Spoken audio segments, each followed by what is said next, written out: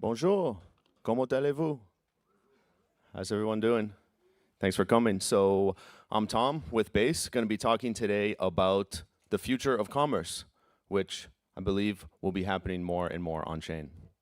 So what are some signals that we see around commerce and really the rise of e-commerce over the past couple decades?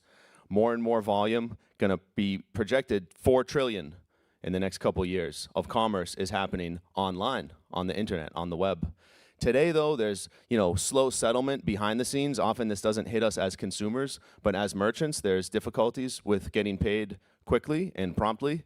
Can be high fees, and I would say not so global with how you can connect and sell your products. Or if any of you have tried to send money from one country to another country, it can be very difficult or time-consuming, printing out a form, faxing it, paying a $30 wire fee, or not able to send money. It can be a challenge, and I think the high fees of FX and other things can also impact the ability to move money, whether it's P2P payments, peer-to-peer, or buying and selling things on the internet. We believe that the future of commerce will be on-chain because of some of these core building blocks, which we feel are really getting ready in the year 2025. And so we're going to be talking about these today. Block space, really the chain, the foundation, the bedrock layer, local currency stablecoins, and then importantly, this new form factor, which we're seeing, mini apps, which is a great way to connect with audiences and buyers and payers all around the world. So let's jump in and we'll look at a few examples as we go and then have a great ability for y'all at the end, a clear path to start selling your things on chain as you participate in this new global economy that we're all building on top of Ethereum.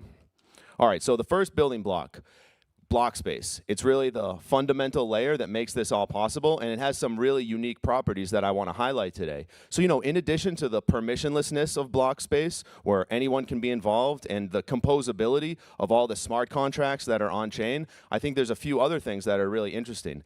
Blockchains are getting really fast, and so the ability to have settlement of your transaction in less than 1 second propagated all around the world is very, very compelling, especially for some of y'all that maybe are experienced with traditional finance. There's like T+2 settlement. That's 2 days.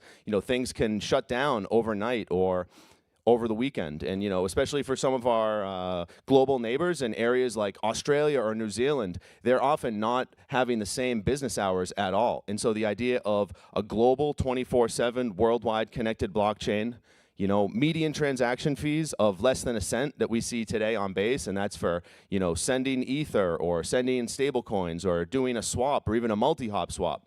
Less than 1 cent and really, really fast. This is a unique building block, a platform, a protocol, if you will, to have more and more commerce happening. So the second building block that I want to highlight is local currency stablecoins. So, I'm sure we're all familiar with USDC, that's USD coin, or EURC, that's Euro coin, but there's many other local currency stablecoins. And, on Base, we've worked with over a dozen providers now to launch their local currency stablecoin on Base. And the idea here is, sure, many people around the world do want to hold dollars. There might be inflation in their local currency, but also people do want to transact and buy and sell goods in their local currency. That's what they're comfortable with. And so some of the ones that are having great traction on Base include the Brazilian real with BRX and the Indonesian rupiah with IDRX. And as everybody here knows, Base est pour tout le monde. And of course, in Indonesia, Base untuk semua. So really, Base is for everyone, and we intend to have a local currency stablecoin for the 190 plus countries all around the world.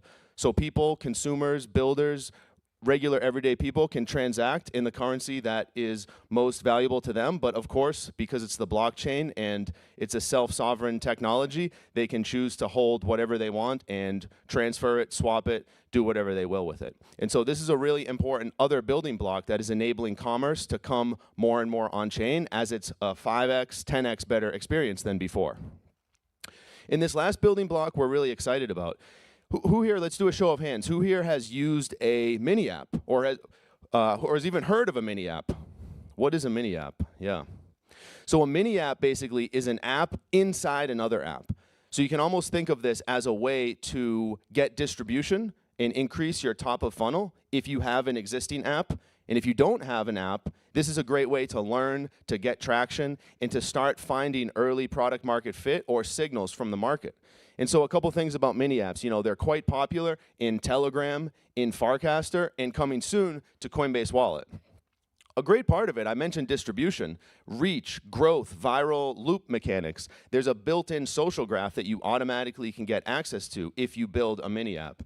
And then importantly, really easy onboarding. So the idea is like, when you go to the App Store and you get a new app, you typically have to download something, and then there's a whole sign-in flow, authentication. Maybe you have to check your email. The idea behind a mini app, when that onboarding is really smooth and frictionless, is that you just tap it, it opens up, it has all your context about who you are, the assets that you hold in your wallet, and about your social graph. So it's a really great way that we're seeing developers overcome the cold start problem and bootstrap their initial users. And again, it can also work well for you if you have an existing app as a way to maybe carve out a certain smaller job to be done of your app and let users interact with that in a really accessible way to increase acquisition or top of funnel metrics all the way down through retention, referral, bringing more people in, and monetizing those users. So these building blocks are coming together, and I thought what would be cool today is what are people building? So we're talking about, block space, we're talking about stablecoins, we're talking about mini apps. Let's take some examples of builders that are building commerce, powering mini apps on Base. So we'll look at 3 that I think are really great. So the first one would be Crowdfund.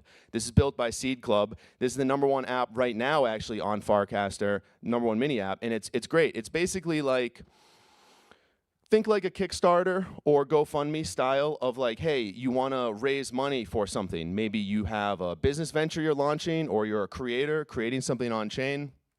Social built in, and instant funding. So the way this works is it's USDC. It's available anybody that holds USDC. I saw a stat the other day. I think there's $45 or $50 million worth of USDC that's held in Farcaster native wallets. And so that's a great big total addressable market, I'd say, to start bootstrapping your app with, people and liquidity of stablecoins to start selling things. It's pretty cool here. You can see that you can go ahead and kind of have like a standard social feed, viral mechanics built in, and I know they're working on a second version of their smart contracts that may even include some other pretty compelling growth mechanics or other types of community ownership and tokenization that I'm excited about.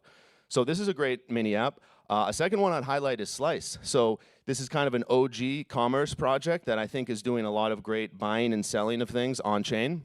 So you can see here, one-click checkout, nice low fees, instant settlement, and you kind of have this familiar storefront interface offered through a mini app for people to come in and sell. And so 0x or matcha.xyz, they have a storefront here through Slice that you can buy and sell things, again, right native from the Farcaster feed or the Coinbase Wallet feed very soon. A third one I'd highlight, Noise. So this one made a lot of waves maybe 3 weeks ago, and it is continuing to grow. This is an interesting one, though. So it's not like an app for buying and selling things per se. What it is an app for growing your social engagement. And so the idea basically is it's like social payments and tipping all built in one. So as you onboard to Noise, what you can do is you can set a fee or a payout for, hey, if somebody recasts your cast, or if somebody quote casts and adds more on top, or if somebody comments, you can basically put like a little mini bounty. So think of this as like microtransactions or microfinance. And vice versa, you can also put what your price will be if you engage with somebody's content. And it's a great way of basically incentivizing users to engage with your content, to multiply it. And of course, being an open economy, the creators and people on Farcaster that have bigger social graphs and more engaging social graphs, they will have typically a higher price set for these individual actions as microtransactions. And so it all happens behind the scene. If I see a cast that I think is interesting, I can, quote cast it and add my own POV on top of it, and then I automatically get some USDC from their wallet as they've set an approval, and on each of those actions, it all happens behind the scenes. So when we're talking about like more and more of commerce is coming on chain, I don't necessarily mean, hey, I'm going to go buy my milk or groceries yet, I don't know, on chain, but there's a lot of other things. Really, many or most apps have to buy or sell or have some value transfer that can be either their core mechanic or something that adds value on top of the mechanic and the really the unmet need that they're trying to solve with their app or their mini app. And so we looked at a few mini apps today, but it's not just smaller builders too. Some of y'all may have heard, we announced a partnership between Coinbase and Shopify where we are building commerce on chain for the enterprise. So this is rolling out to merchants worldwide now, but we partnered closely with them to build a set of smart contracts that are commerce payment protocol on chain that actually solve a really difficult problem to build on chain. And so some of y'all may be familiar in the credit card industry. When you buy something, it doesn't just come right out of your account or cut down on the amount of credit you have available. It uses a two-step process called auth and capture. So first it authorizes, hey, can this person actually spend $79 for this t-shirt or whatever? Then a number of things have to happen, like tax gets calculated, they like double check the inventory, the shipping price. There's a lot of things that can happen between that phase. Then once it's good to go, then it goes to the capture phase and it actually debits that money from the account or from the credit card. And so this has been something that Shopify and really any large payment processor has to deal with, auth and capture, and we built basically a escrow singleton contract with some really great hooks for these about half a dozen actions. And these are powerful building blocks that, again, because it's open source, open state, and open standard really that we built, anybody can integrate with it. If you are either a Shopify merchant or really just trying to build on chain, we have a commerce protocol that is building this next wave of commerce, and we're really excited to see what types of merchants are selling things. So I don't know if any of y'all have used ShopPay recently or Shopify, but you can go there now, select Pay with USDC, and there's an option to use wallets, including Coinbase Wallet, but really any wallet, to pay with your USDC balance on Base to buy things from Shopify merchants. So we're really excited about this one too. Again, small builders, but even the enterprise is starting to adopt stablecoins, blockchains, and these form factors that help make commerce more accessible, more borderless, and more 24/7 really, I think, is a big component of this. Okay, so just a recap. Fast, cheap, global block space, available 24/7 worldwide. Local currency stablecoins so that people can transact in the currency of their choice. And of course, mini apps as a new form factor, as like a force multiplier to help you in the app you're building overcome the cold start problem. Or if you're an established app, to go ahead and get more users, retain those users, get front and center in the Farcaster social graph in Coinbase Wallet, where there's a lot of distribution for you to come and connect with people. So I'd wonder and ask everybody here, what will you build or sell on chain? And yes, LFB. So if you want to get started building on Base with these building blocks, you can go to base.dev or scan this QR code, and we're really excited to see what you build, and I would love to see that. So feel free to hit me up. I'm tom.base on Twitter and on Farcaster, Coinbase Wallet. So hit me up, tom.base, and I'd love to connect. Cheers, everybody. Have a great conference.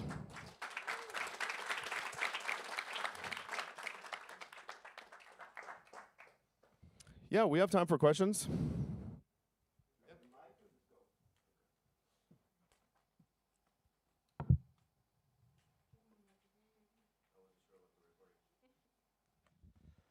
Thanks. Just wondering about the local stablecoins growth piece. I noticed the graph seemed to be heavy on probably Euro C, and the rest seems to be just a couple hundred K for the Brazilian real and stuff. How do you think about growing the supply of these, that they actually become more useful, more liquidity? Totally. There's a couple different angles here from what growth means. If you're thinking about them as like FX markets and like currency trading around the world, that's a different kind of growth, I'd say, versus more bottom up, like how many people are holding this in their wallet and using that to transact in a given week. And so the top line numbers might not look amazing in that case in terms of like raw assets on platform or total value secured, total value locked, but the people and the activity, I think, is a really great metric to also see. So just to set what does growth mean, really we want to help bring 1 billion people on chain. And to do that, we think we have high conviction that local currency stablecoins are a big part of that story. from a growth perspective, one of the things that we're doing at Base is hiring Base country leads. So we have over a dozen of these now, where they're essentially community stewards and community stewards in each region. And so, we have someone in Brazil, we have somebody in South Korea, we have people all around the world, and we're going to be hiring more this quarter. Their goal is really, to both bring people on chain and to evangelize and not tell, but show the power of some of these things, cross-border remittances, sending home money, these types of things. And then also activate builders. So find builders that are maybe not even building in crypto yet, and they have a problem. Maybe they're building something with AI or agents, and basically say, hey, if you're moving money around, this is a great opportunity for you to do it more effectively, to do it more cheaply, and to do it more globally and 24/7. And so a great way to track some of this growth is at stablecoins.eth. This is a community website that shows the dozen or so stablecoins on Base right now, outside of like USD coin, which is obviously the largest supply. But growth from both a bottom-up perspective and a top-down perspective. Partnerships with large providers of payment services in each country is also part of our strategy. And so kind of a meeting in the middle eventually, where these based country leads can do great boots on the ground growth and scaled partnerships at the top. And yeah, excited to talk more about how we think about that if you'd like to. Thank you. Thank you. Thank you for the talk. I was wondering, what kind of support do you provide builders, especially related for the local stablecoin initiative? For example, like I'm looking at Central Asia, and just to get a license to issue stablecoin, we are talking about at least 200K in legal fees. So what kind of support can you provide for builders? And you're saying specifically to help launch your own local currency stablecoin? Yeah. Yeah. I can say that most, when I think about builders, often we're working with builder teams that might be an early app or a very established app, and they want to, build their app, they want to grow their app and get more users, and they want to monetize those users and earn a sustainable business or a living from their app and, grow and get funding. That's one type of support that we're providing, and that's both, teaching builders how to build, helping them be successful, helping them grow with distribution, and then helping, connect them with different types of people in the ecosystem. But that sounds like a little bit of different support than what you're speaking of. I think there would be people on our ecosystem team that could share more about that, and I think part of what we've done is it's a totally open and permissionless place. So it's not like Base is saying, oh, these are the only people that can launch stablecoins. Anybody can deploy their ERC20, but what you're talking about is the regulatory environment and navigating a lot of that from like a legal and compliance standpoint, which is very, very important. I'd love to connect you with somebody on our ecosystem team that could talk more about some opportunities there, because I know it is an important part of what we're doing also. Thank you. Yeah, you got it. We've got maybe a minute or two more. We're good? Okay, cool. Hey, find me afterwards and we can talk more. Thanks so much. Thanks everybody for coming, and I'm excited to see what you build. Cheers.